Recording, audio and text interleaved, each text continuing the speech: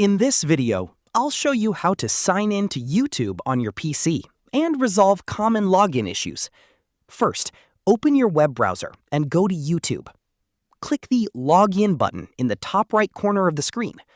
In the first box, enter your Google email address or phone number, then click Next. Now enter your password and click Next again. Wait a few moments while Google signs you in.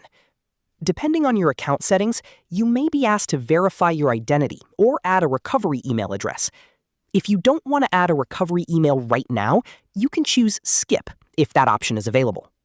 You may also be prompted to add home address to your Google account. You can add address or click Skip to continue. Once the sign-in process is complete, you'll be taken back to the YouTube homepage. You'll now see your profile picture in the top right corner, confirming that you're signed in successfully. You can now access all YouTube features, including subscribing to channels, commenting on videos, creating playlists, viewing your subscriptions, and saving videos to watch later. That's it. This is how you can sign into YouTube on your PC and start using all of its features.